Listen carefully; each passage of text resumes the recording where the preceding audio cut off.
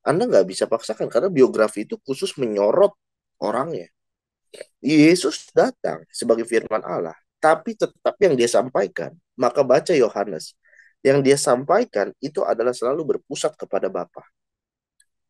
Menyampaikan keinginan Allah sesungguh-sungguhnya, manusia itu harusnya seperti apa. Anda tidak punya kapabilitas untuk membahas teologi Kristen. Kalau gitu Anda jangan bahas. Anda bahas aja agama Anda gitu.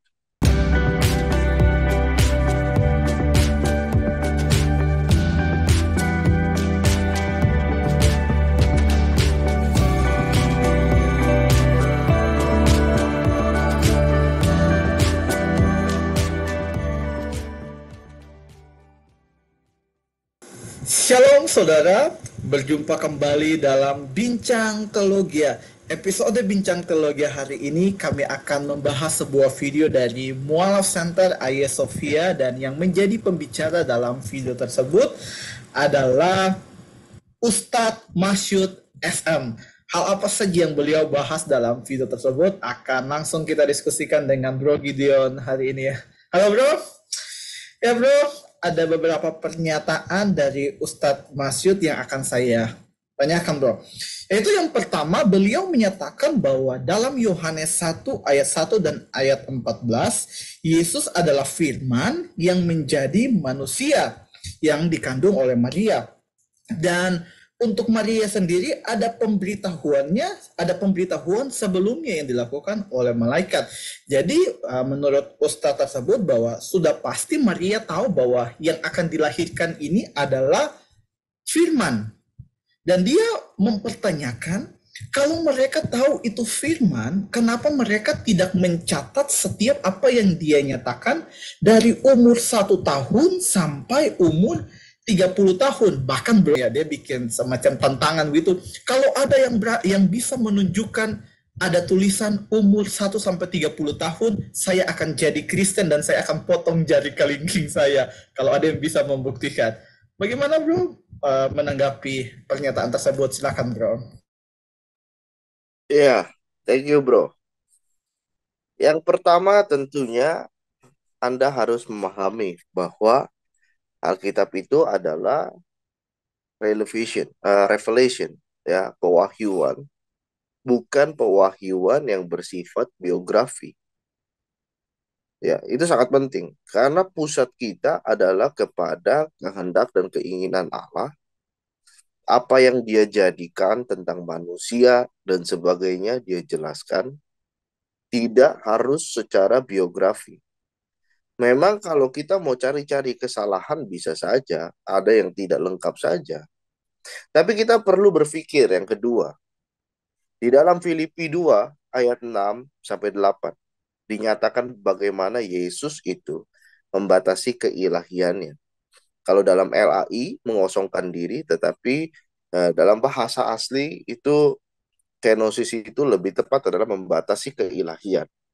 Jadi ketika dia adalah Allah, ya, dia tetap Allah, tetapi dia memutuskan untuk membatasi keilahiannya untuk dibungkus oleh daging manusia, yang artinya dia jadi lahir sama seperti manusia, ya, dikandungan sama seperti manusia, bertumbuh sebagai kodrat manusia.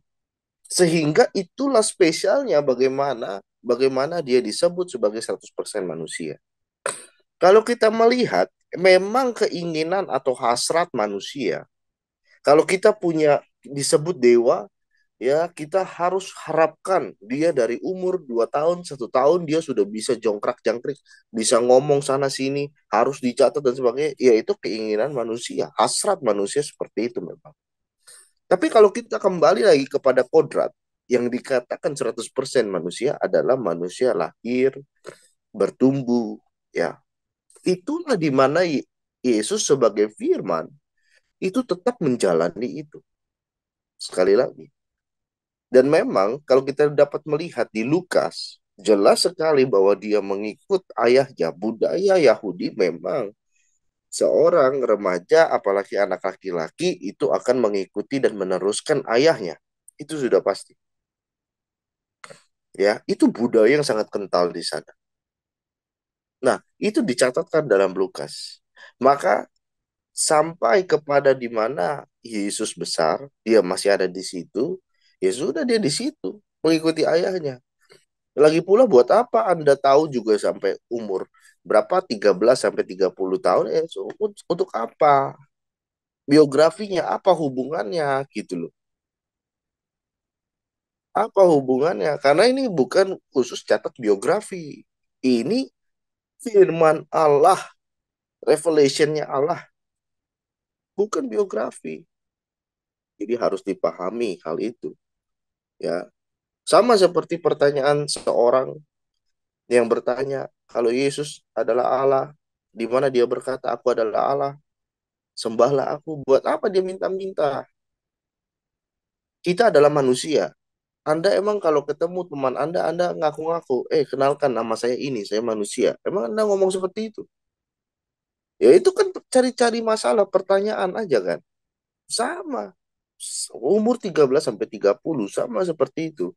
Orang yang gagal paham, maaf, saya pernah melihat di YouTube seorang pelawak itu, seorang pelawak menjawab, iya, nggak dicatatkan Yesus itu, ya. Saya bilang, Anda gagal paham berarti. Ini pewahyuan, bukan bicara biografi. Kok Anda perlakukan sebagai biografi? Cerita pendek Anda perlakukan sebagai cerita fakta. Contoh, misalkan ada cerita mitos-mitos. Anda bisa nggak? Namanya juga mitos. Namanya fiktif. Anda perlakukan sebagai nyata. Terus gimana? Sama. Biografi. Anda nggak bisa paksakan. Karena biografi itu khusus menyorot orangnya. Yesus datang sebagai firman Allah. Tapi tetap yang dia sampaikan. Maka baca Yohanes. Yang dia sampaikan itu adalah selalu berpusat kepada Bapa. Menyampaikan keinginan Allah sesungguh-sungguhnya, manusia itu harusnya seperti apa. Jadi demikian bro, thank you. Iya bro, beliau menyatakan bahwa hal demikian beliau sering diskusikan dengan para pendeta, dan beliau nyatakan bahwa para pendeta itu selalu menjawab bahwa dicatat itu saat Yesus hanya umur 30 tahun, karena tradisi Yahudi seseorang baru bisa mengajar umur 30 tahun. Jadi perjalanan Yesus hanya dicatat kebanyakan saat umur 30 tahun dalam pelayanan. Tetapi beliau nyatakan bahwa beliau membantah pernyataan para pendeta tersebut dengan memberikan ayat di dalam Lukas 12, bahwa di dalam Lukas 2 bahwa umur Yesus 12 tahun pun dicatat. Bagaimana bro melihat dua persoalan ini bro? Silahkan bro. Ya, thank you bro. Sekali lagi, masa pelayanan Yesus dimulai umur 30 tahun. Itu betul. Karena kalau belum 30 tahun, belum dianggap matang. Itu budayanya. Itu betul. Kita katakan masa pelayanan. Ya. Nah, sebelumnya 12 tahun memang nggak boleh dicatat. Ya boleh. Memang kenapa? Tapi kan Anda nggak bisa tuntut. Harus catat semua. Iya toh. Anda nggak bisa tuntut harus catat semua karena bukan biografi. Sekali lagi, firman Allah ini itu menjadi pewahyuan bagi kita, penyampai bagaimana kita bersalah di hadapan Tuhan dan memperbaiki kesalahan kita dengan cara mengerti keinginan Tuhan. Jadi itulah bukan biografi. Emang kalau diceritain biografi di situ apa ngaruhnya? Gitu kan? Ya, ya. Jadi harus paham di situ, ya, bahwa tidak salah para pendeta menjawab 30 tahun itu sesuai di dalam Torah. Ya, itu budaya mereka. Memang tidak salah. Kalau 12 tahun dicatat pun, ya, itu juga tidak salah. Memang kenapa? Kalau dicatat kenapa gitu? Sebagai momen bahwa dia mengikuti ayahnya. Pada saat umur setelah bat mitzvah, dia mengikuti ayahnya. Ya, kalau makanya dimengerti dulu budaya-budaya Yahudi itu seperti apa sesuai dengan Torah.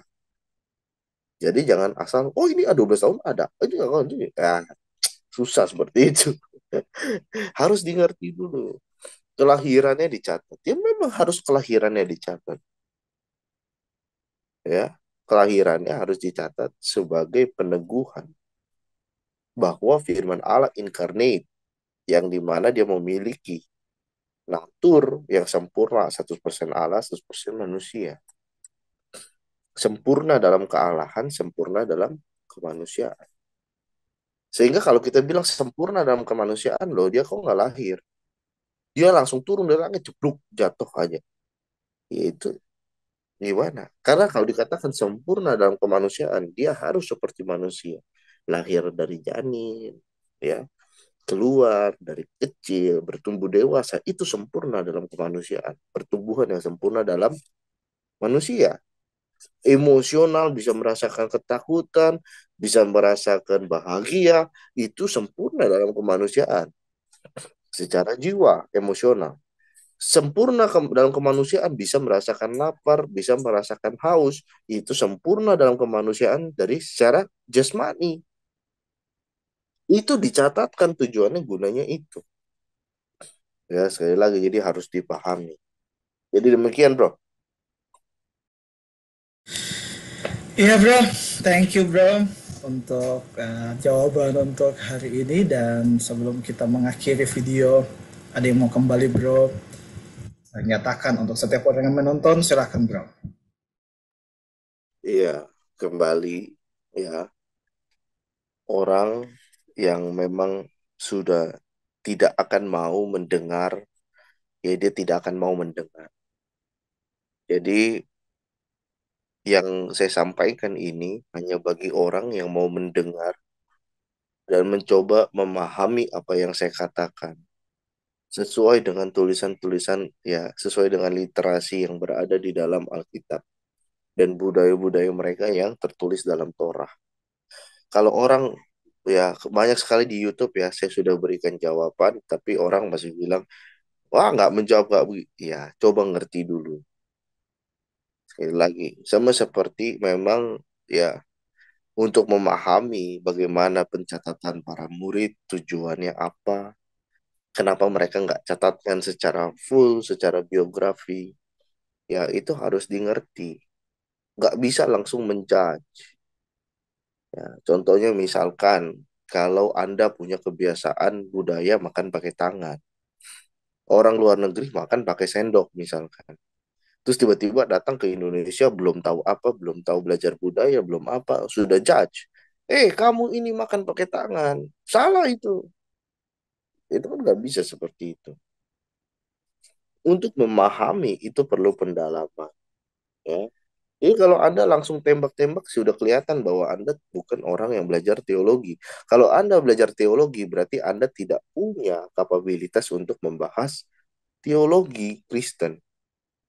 Kalau gitu Anda jangan bahas. Anda bahas aja agama Anda. Gitu. Jadi seperti itu ya. Demikian bro.